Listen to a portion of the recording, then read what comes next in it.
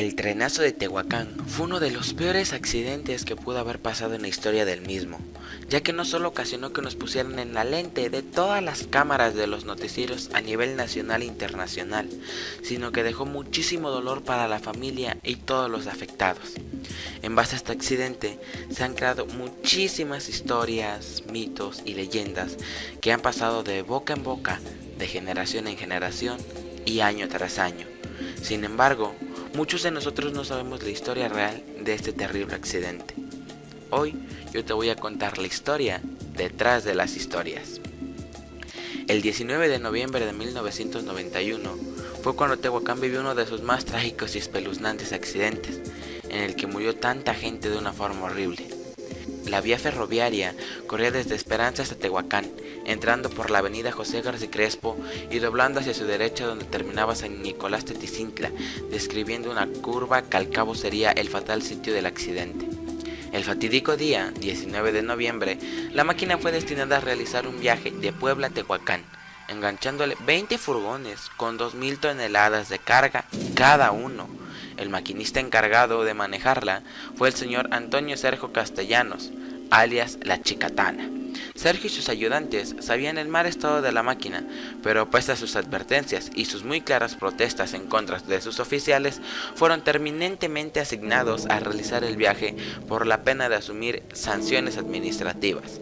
En el kilómetro 23 comenzó el desastre, pues entonces se rompió la flecha que mueve el compresor de aire que hace que funcionen los frenos del tren, causando esto que se inutilizaran del todo. A la altura de la población de Santiago Miahuatlán, los tripulantes del tren mortífero decidieron saltar del monstruo de acero en movimiento a pesar de su velocidad de unos 80 km por hora, pues estaba cierto que de no abandonarlo les esperaba una muerte segura.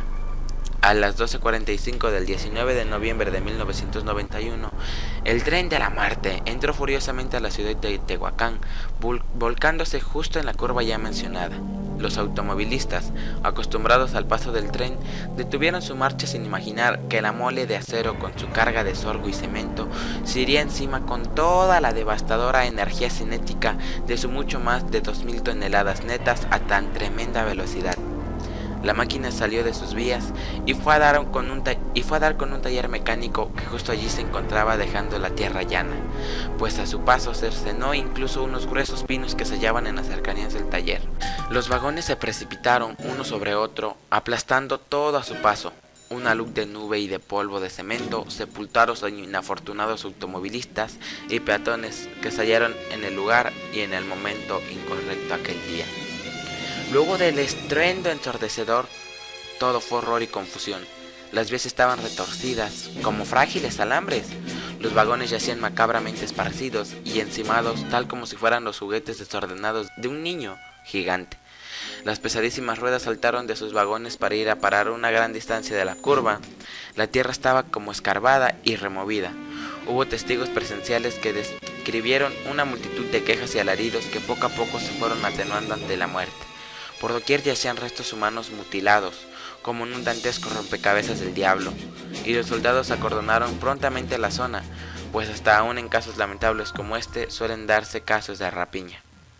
La Chicatana y sus compañeros caminaban por la carretera de Coyucatepec y fueron informados de la desgracia en la ciudad de Tehuacán. Se giró orden de aprehensión en contra de la Chicatana, en lo que él mismo llamaría la peor injusticia contra él, pues fue manifiesta la negligencia de las autoridades de la empresa ferroviaria. Al día siguiente, 20 de noviembre, no hubo un tradicional desfile. En su lugar, una multitud enardecida se dio cita en la explanada municipal, exigiendo a las autoridades la remoción de la vía férrea de ese sector y una procesión, pero de ataúdes, camino al Camposanto. Muchos días duró la limpieza del lugar. Cuando por fin se logró limpiar la zona, flotaba en el ambiente un aire de pesadumbre.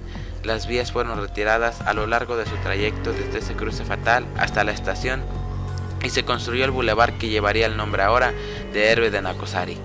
Ahora ya solo queda el recuerdo para quienes presenciaron los resultados de semejante catástrofe destructiva. En el lugar hay un pequeño monumento a las víctimas de uno de los peores desastres recientes de la historia de nuestra ciudad.